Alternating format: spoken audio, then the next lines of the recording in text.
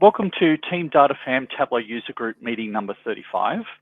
This tug works a little bit differently to others because we cater for more the presenter rather than the audience, but it's always good to have a live audience here for presentations as well. All the meetings are recorded online on YouTube for your viewing pleasure later on, but we'll talk about that later. Today's meeting and next week's meeting are a little bit different. I'll touch on that as we go through. And over the coming weeks, we've still got a few TC25 presentations and visit presentations lined up. But if you want to present anything at all, please get in touch. We'll find a time slot for you. My email is team.datafam@gmail.com. Today we have Frederic Fery presenting Harnessing Data for Social Impact, how you can use your skills for good, talking about data change makers and how we can help with that and non-profits around the world. So Fred, I'll hand it over to you and you can take it from here. Cool, thanks Chris.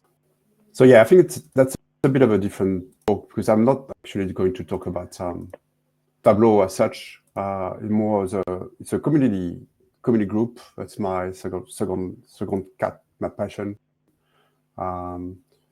So that study is only relevant for people that knew of this for social good, which is a group that was formed 10 years ago, community project that was basically helping non-for-profit, only doing data viz. I got involved in that project as a volunteer, I think in 2020, became one of the directors in a board, got involved a lot.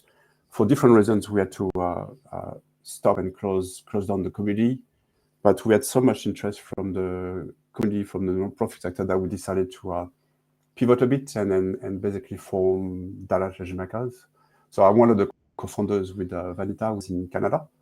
What's exciting is now we are real non-for-profit. So that means we can apply for grants. We got a bank account, so we can do real stuff. We also have a expanded scope.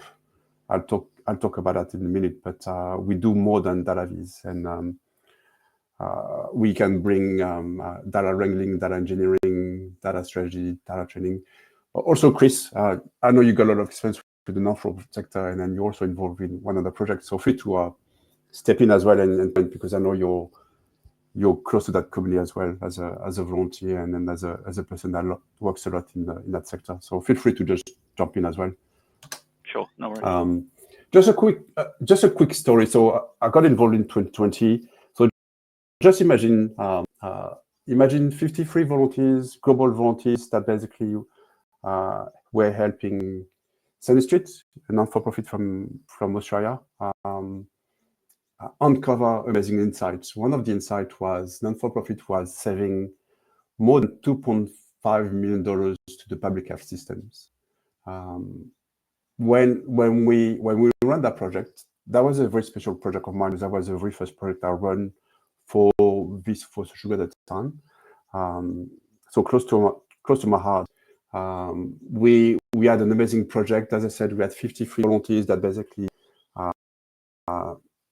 able to the worth of Sunny Street. What was very special about that project is, and I'll explain that in a minute, we've got volunteers that do data viz, they showcase their work. And then Sonia, she was the CEO at the time. Sunny Street doesn't exist anymore, unfortunately.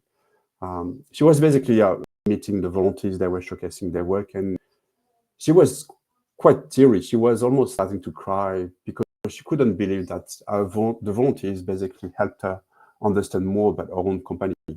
That's the comment she gave us. We have learned a lot from data viz, from data storytelling, and the fact that we could demonstrate that her work was saving almost $3 million to the public health system is a testament of when you bring a group of volunteers together with different skills, with different industries, with different backgrounds, you can basically help a non-for-profit. That's why we're here to help non-for-profit. You might just ask me why we're doing that. So it's all pro bono. We spend a lot of time after work running that community. We know that non-for-profit or charities or third sector, whatever you call them, they have an amazing story of impact. They provide amazing services to the community, amazing products. They help the community a lot. but they lack the data skill to tell that story effectively. They barely use Excel to do reporting, nothing else.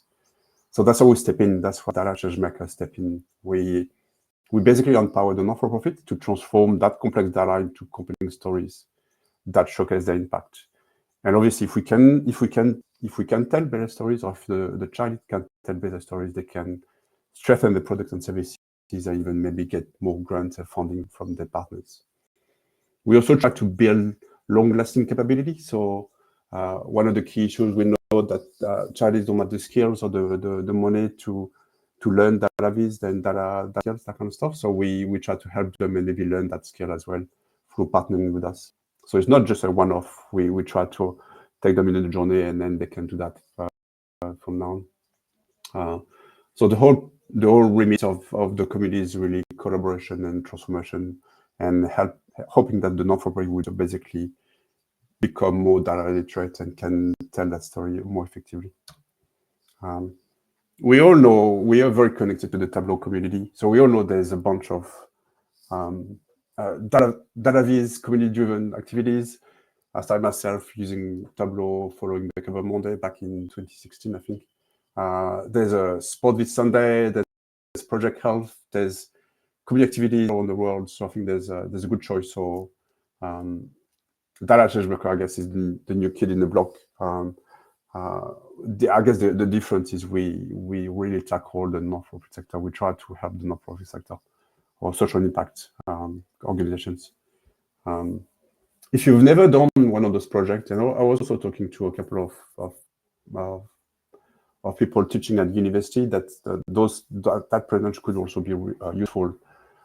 Try to convince students maybe to participate as well. Is participating in one of those projects, and I guess I'm selling Data Changemaker, but any of those projects, there's benefit for everyone, from beginners to experts. So following on those slides, I've got a couple of why you might want to participate in one of our projects. The very first element for us is really the skill development. You get to learn and practice data viz techniques and tools. The key element for us is the data is real. We work on a real data set. It's not a dummy data set. It's not a fictitious data set. The data is provided by the not-for-profit. It's a real issue they try to tackle. 3 stories and a real problem. So the practice is even more relevant. So from big to experts, the beginners job project. So we are tool agnostic, but also skills agnostic. We've got a lot of beginners that join our community, a lot of university students, for example, that might learn data viz or data business intelligence at uni and just want to learn the tools from very basics. I remember we had a project last year where the student only had touched Tableau for 2 weeks only. And she felt very welcome in the community because there's no one judging, people are supporting each other. We are also all tools. I know it's a Tableau user group, but we pride ourselves to be tool agnostic. 60% of our users use Tableau because Tableau Public is so easy to use, but we have many other volunteers that use the tools they want. In the V space, that could be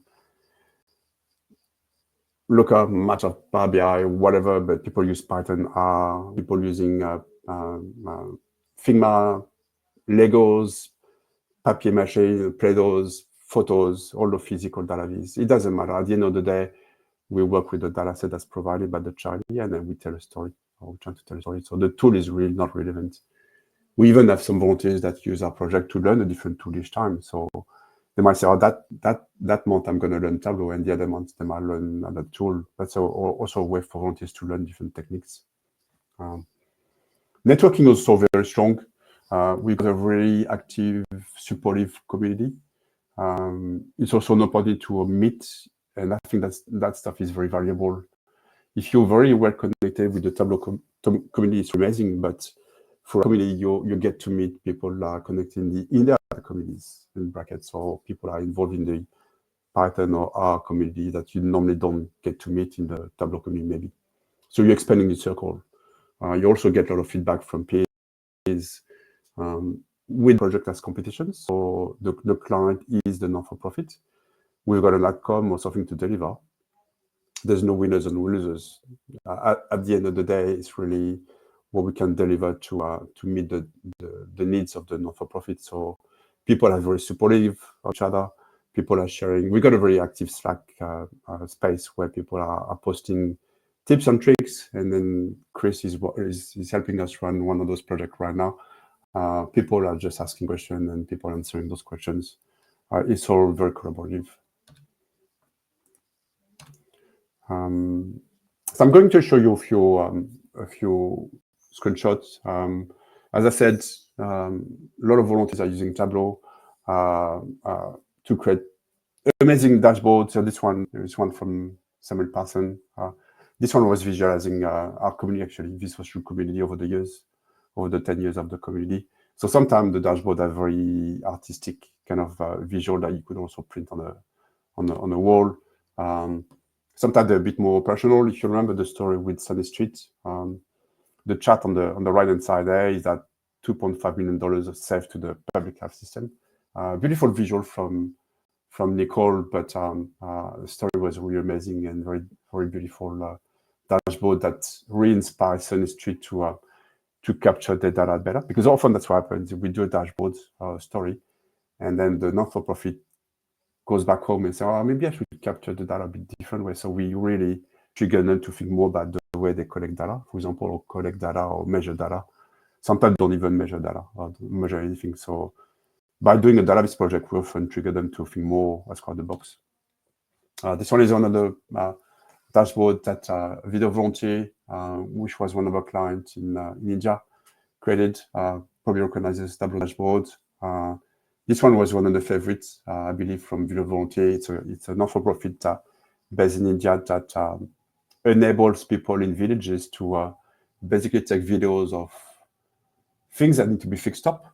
For example, there might be a local school that the roof is collapsing or the walls need to be painted. So one of the Video Volunteers community would have a phone or camera and take a video recording and stick that on YouTube, with the hope that someone from the government, for example, would be willing to finance the repairs. So that's the way to use video, stories, social media, connecting back to the local communities. And the community the person that took the video basically gets a bit of vote. So it's incentivizing people to report back those issues, which I think was a fascinating project. This one is another beautiful piece from Dennis. I just wanted to highlight this one because it was an org from Canada called Donny and Jack and found. They help Indigenous kids in Canada. This one was special because after the project, obviously the visual was amazing from Dennis, and we had amazing visual from all the volunteers. But I remember I got in touch with the volunteers from Japan after the project that basically was telling me, Frederic, I really love the project you're running because I get to learn a lot from other cultures. So obviously that volunteer from Japan had no idea about the issue that the Indigenous people were facing in Canada. So he got to learn more about that kind of culture. So I think that's why I like running those projects. Is one, we help the non-for-profit, which is number one objective, I guess. But we also help our volunteers to be better humans. So through different cultures, different practices. So I think this one was a good example where, as a data analyst, you might not know anything about the Indigenous population issues in Canada, which would be very close to the problem people facing in Australia, actually. But it's a way to learn more about the different cultures and then obviously become better people. You might, I don't know if you recognize this one. This one is not Tableau, but just to show you example of different visuals. This one for different charity we had. Jenna created also a beautiful visual story for an amazing org called Noise Solution. I picked that example because it's a good one where we ran that project last year with them.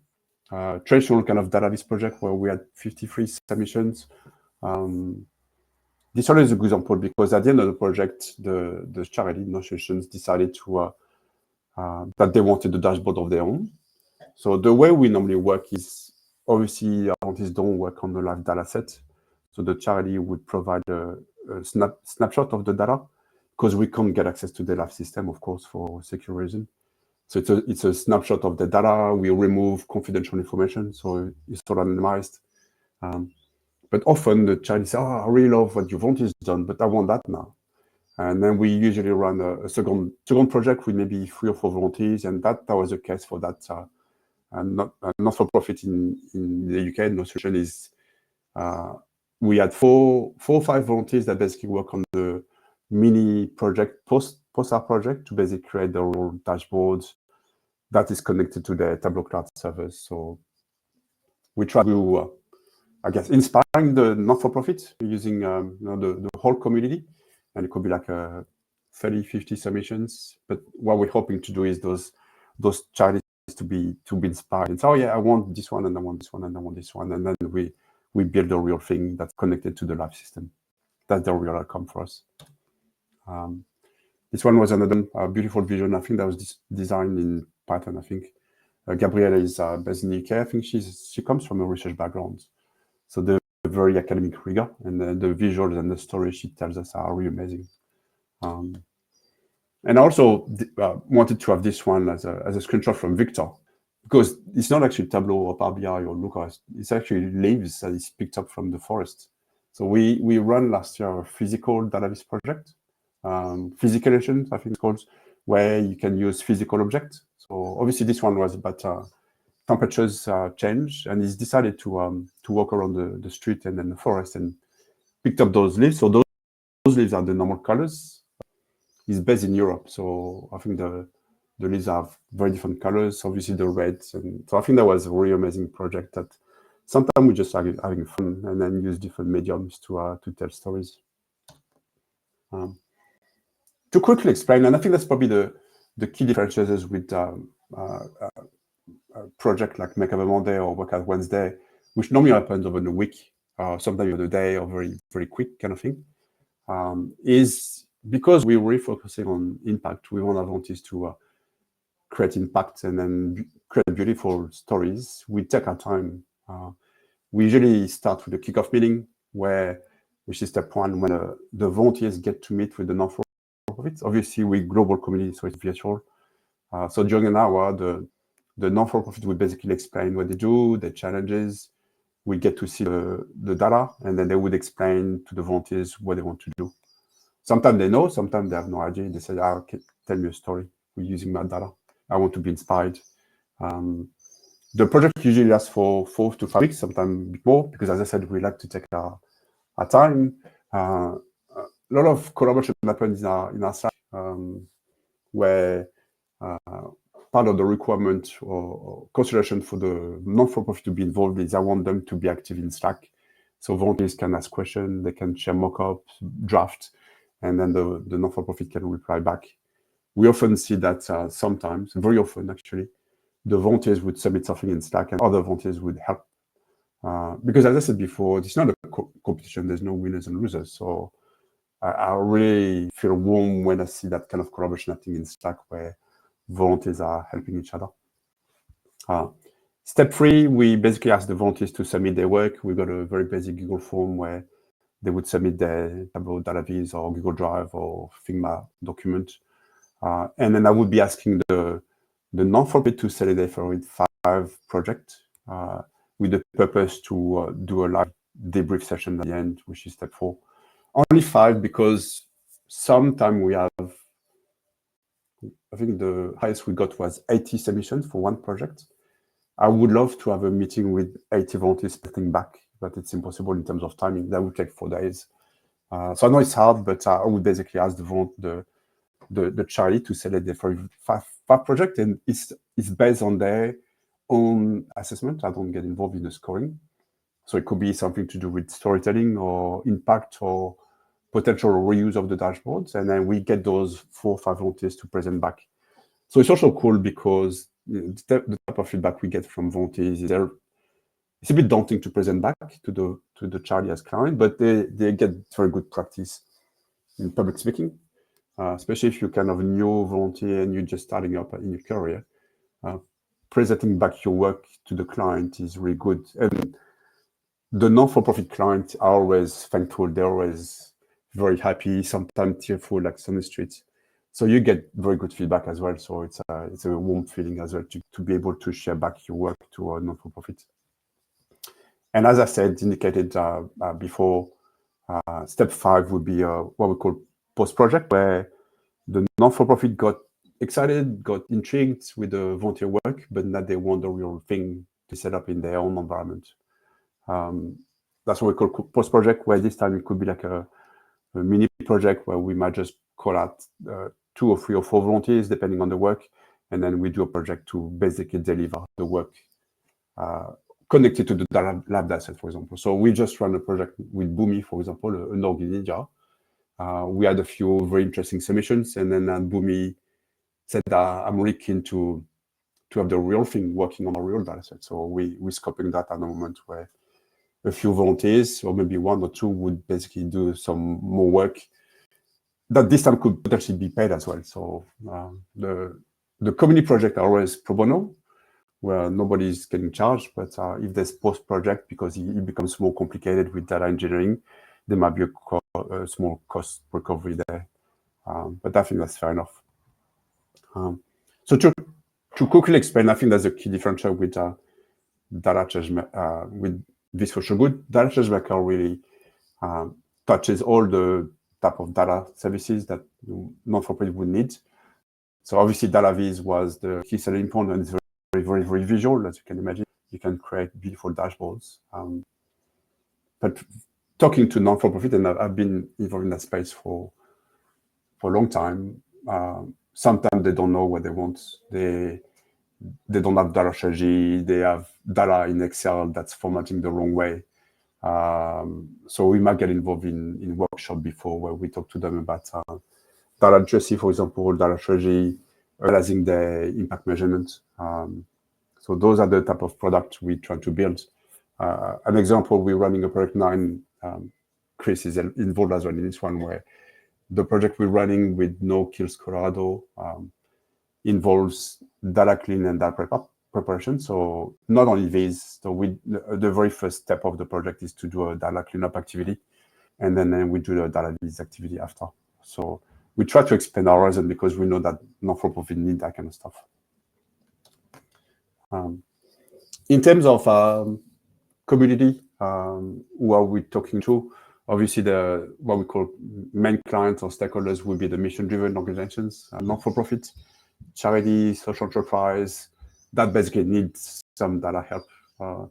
The key requirement to get involved for us is to have data and to be able to be challenged.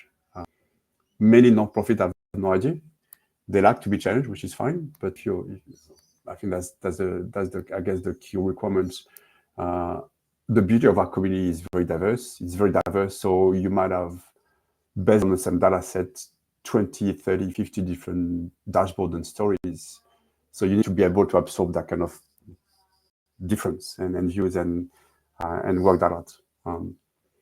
So if you know of any mission-driven organizations that need that kind of help, I would appreciate the referral. We talk to many organizations in the world. We tend to work very closely with the orgs that provide products and services that really tied to the UNDG goals. There's 14 goals: poverty, education, access to water, and that kind of stuff, because it's really relying into on kind of mission and goals. The next cohort are the volunteers, the skill volunteers looking to make funds. So as I said, we're looking for volunteers that are earners or experts, because the expert can also take some joy giving back to the non-for-profit sector. They can also mentor younger volunteers, for example. As I said, we are tool agnostic, so we love the difference in our community. We get to learn a lot from folks that using tools of different industries. That's fascinating how much you can learn and pick up from connecting to other data professionals. I guess the key link for us is really, we've got a data skill. Doesn't matter which tool we use, and we want to help a not-for-profit and we give them back at time. And the third, I guess, cohort are partners. So partners could be, and that's something we need to tackle. So Data Changemakers is fairly new. We're only 3 months old. But what we want to do is maybe tackle sponsorship, grants. We are lean, non-for-profit. We are almost like a lean startup, but we're still looking for some cash to fund basic services like websites and hosting and bits and pieces. So we in a hunt for sponsorship partners as well. So if you have any contacts, whoever's listening, and then you got any donors that would support our cause, I think feel free to refer them to us. I think that'd be amazing. Chris, you can maybe step in on this one. So this one is a project we're actually running right now. Started this month. No Kills Colorado, obviously based in the US in Colorado. They're an animal welfare advocacy group, and I think their mission is to prevent animals from being killed. So animals are getting, I don't know if it's the right word, but they're being given to shelters. And David, the guy who runs No Kill Colorado, was saying there's a lot of animals that get killed, they can be rehomed. So the process of No Kill is being able to rehome those animals into families. So that project is different because it's a database project, but we need to start with data wrangling project. So he's getting that from the state of Colorado that needs to be transformed and then enhanced. I think he wants the data to be growing. So we've got a data wrangling project happening right now where Chris is one of the key advisors, actually. So we've got a bunch of data engineers that getting their hands dirty, and then would basically create a process for David, the guy from No Kills Colorado, to follow. So the whole premise of that project is for David, the leader of No Kills Colorado, to be able to do it himself in the future. So the solutions needs to be repeatable, so the non-profit can learn from that. So there's also an education part of the project. And then I think in September, end of September, October, we'll start the database project where all the data would have been cleaned up, and then we can get our storytelling people to just tell stories about the project. So clear about the founders. So Vanita from she's in Canada, and myself in Australia, of course. We the 2 founders, but we have amazing people on our boards that were part of the, I could call it the old This for Sure Good people. We share the same passion, which is helping the non-profit sector. So it's really rewarding where you run a project with the non-profits, and then they tell you at the end, that's amazing how much I've learned from my own data.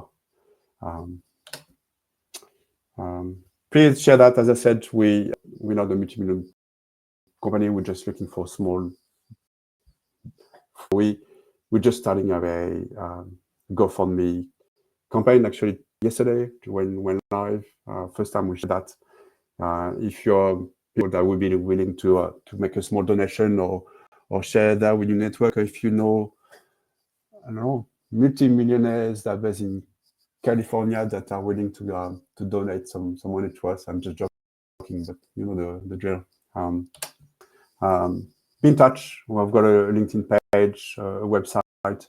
On our website, you'll see if you become part of our newsletter, you'll be notified when the project is live. We usually run the project every couple of months.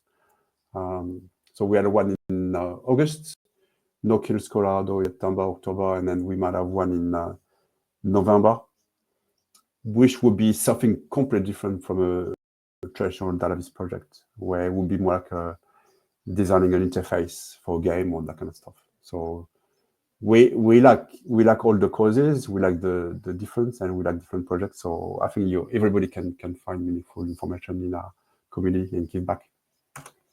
I think that was my last slide. That's awesome.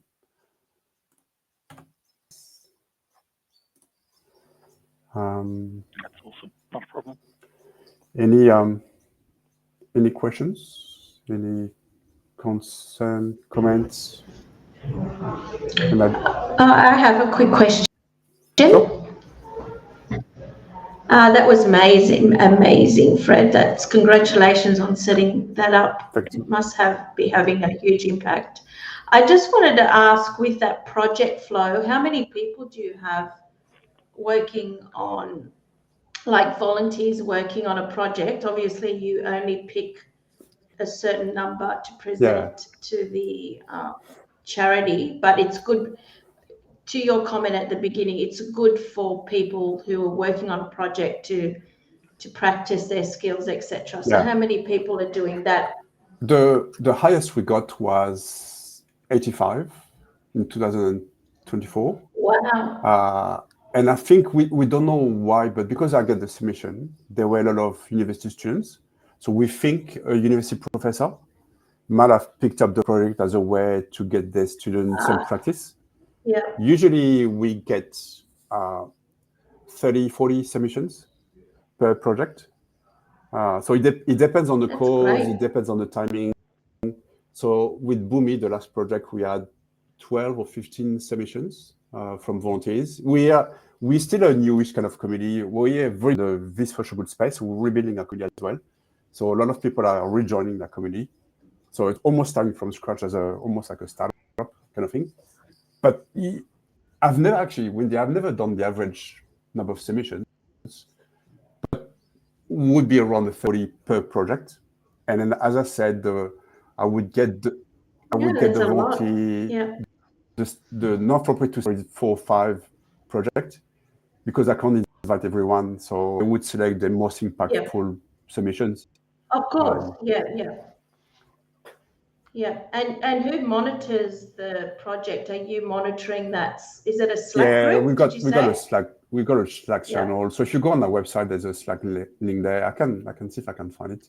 So the people monitoring will be people like Vanita, myself, Chris, for example, because I tasked him to mentor the data wrangling project that we got running now with Noki Corrado. So depending on the volunteers, sometimes volunteers or people in our boards, we got a bunch of impact champions, so similar to Tableau ambassadors that would basically ask them to monitor Slack. It's all self-monitoring because we're all volunteers. We all have their jobs at the end. It depends on your schedule and your time. Some people really like the cause and say, I really want to monitor that because I know the subject as well. So it really depends. But I've noticed often the volunteers monitor themselves.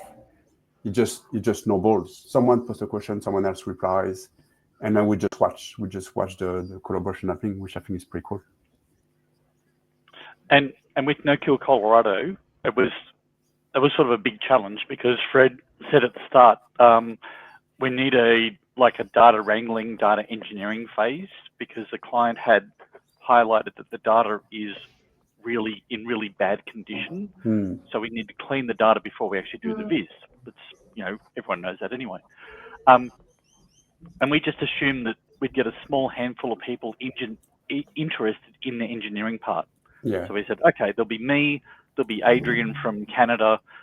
We'll just build 2 teams. We'll have maybe we'll have 20 volunteers. Maybe we'll have less. So we'll have a team of, I was thinking of maybe 5 or 10 people for me, maybe 5 or 10 for Adrian. Build 2 solutions, see which one's best according to the client. That's what we go forward with. Yeah. I think we had over 100 people interested in the data wrangling phase. So we went, wow. 2 teams of 5 or 10 is not going to work. How about we just pivot and go, everyone can just go and form their own team. And we're suggesting a team of a maximum of 5, but you guys do whatever you want. And Adrian and I have turned into more mentors, judges, that sort of thing, to then say, I don't know how many submissions we're going to get at the end of this phase, but we'll choose the best one for No Kill Colorado. Yeah. We'll then also say, and that was the kickoff last week, was, again, it doesn't matter what tool you use. So use a really expensive tool if that's what you've got and that's what the best solution is. If the client can't get the budget for that tool, then we've got that logic, we can convert it into something that's better / more affordable for the client, so we can actually still have that data and still have that process, and then move forward into the data viz phase. So we're basically 1 week into the 3-week data engineering phase. We'll get the results at the end of that, and then everyone will start with that same data set to do data visualization in whatever tool you need to use for that.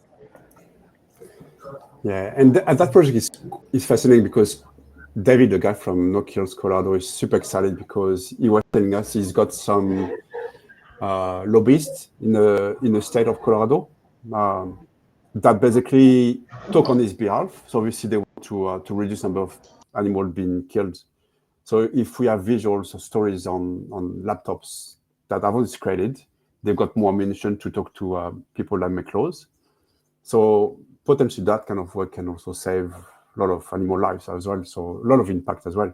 But as I said before, for the wrangling aspects, we really want David to be self-service, so he can learn from what the volunteers have created. And so we're very big at creating education packs or even training where he can be on his own when we're not there anymore.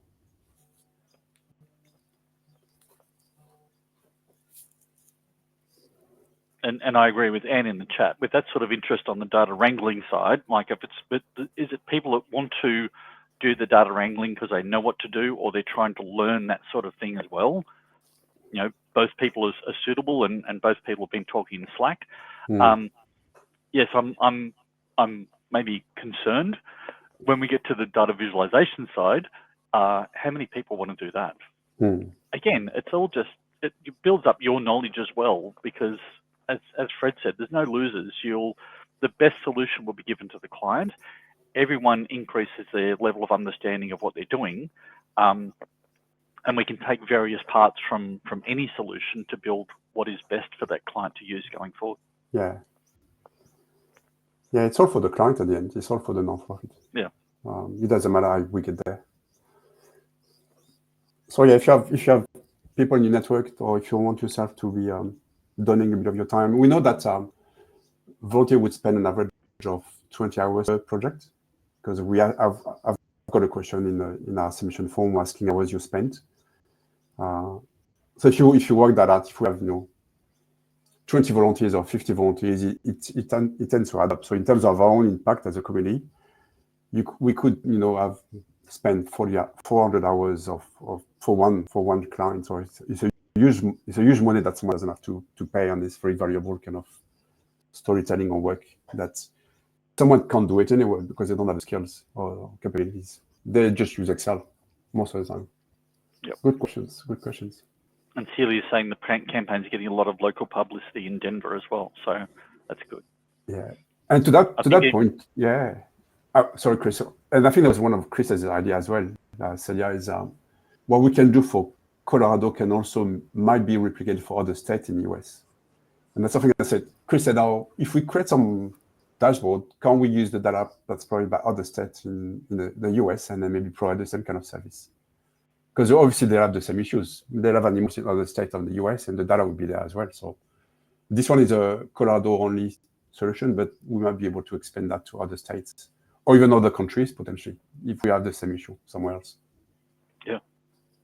Same thing, helping someone else. Awesome. Thanks, Chris. If there's no other questions, we'll move on. No, not a problem at all. On the next slide is all Frederic's contact details. So again, datachangemakers.org, or all his personal contacts as well.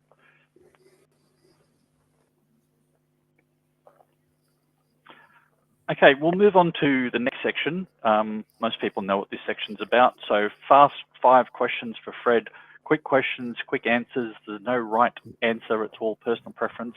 All these questions were provided by Anne, because Anne gave me 1 question. I said, well, if you give me another 4, I can use a set of 5. So usually I say, all these questions are AI generated, and if people can help me, that'd be great. Raj helped the other day, and Anne's helped me today. So don't blame Anne. But I thought they were good questions, so it's fine. Again, if you want to pass, that's okay. But it's not. As I said, there's no right or wrong answers. It's meant for a bit of fun. there's no wrong answers. Plus, if it's only a LOD question, I don't know about, but otherwise, I'm good. That's the non-LOD question. But the first question is, what is the worst visualization you will ever admit to creating, and why do you think it was the worst?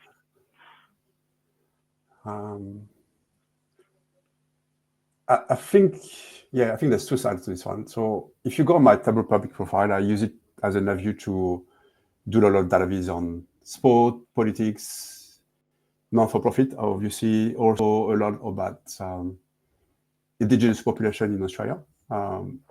If you know about the history in Australia, there's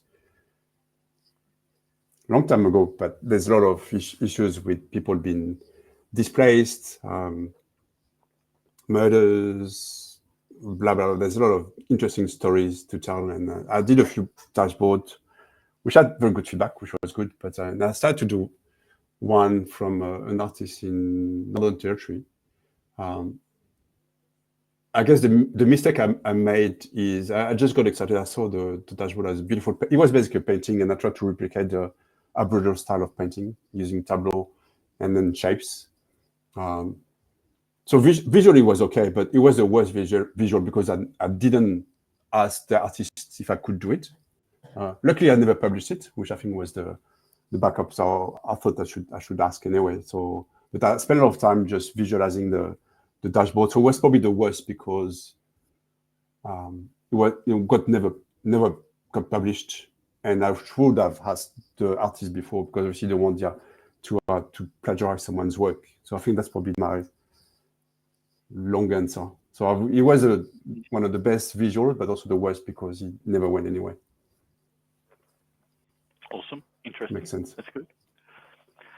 Question 2. If there's one chart type you could remove from the world and no one would ever use it again or remember it existed, what would it be?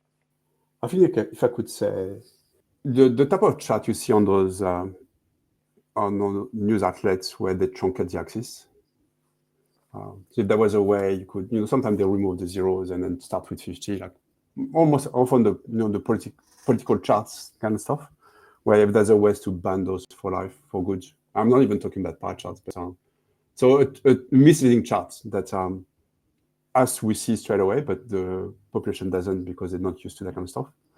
Or being able to highlight, this one is truncated, so it's misleading.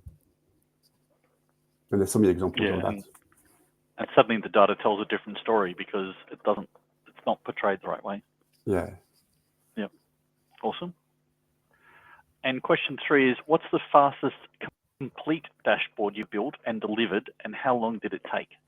I don't know. I think if I reflect back on work, it could be a couple of days, but the premise would have been I don't have an example in mind, but that would be like a very quick prototype. The data was ready, and then the client had some sort of idea. So I basically create a very quick dashboard in Tableau, because Tableau is good at prototyping as well. I mean, we can use Figma or Maro or Miro boards, but Tableau is quite good at prototyping. So it was only not complete. It was like a complete prototype, but not a live dashboard. At work, live dashboard take forever. So I think it's a two-sided answer. I mean, I've created a lot of very quick stuff on Tableau Public, but I don't really call that a real dashboard. It was more like a experiment on that kind of stuff. So It depends. It's more like Andy's answer. It depends. It depends is the answer for everything. It's easy. Yeah. Okay. Question 4. What is your visualization white whale? So the obsessive thing you haven't achieved yet, but you're still pursuing, and IronVis is not the answer.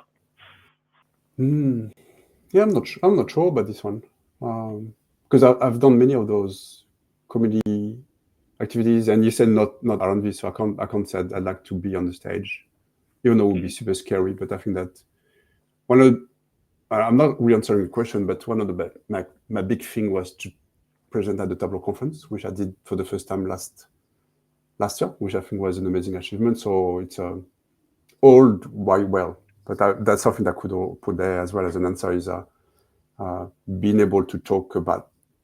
So last year I presented back This for Social Good, which was more like a comedy kind of stuff, similar kind of session.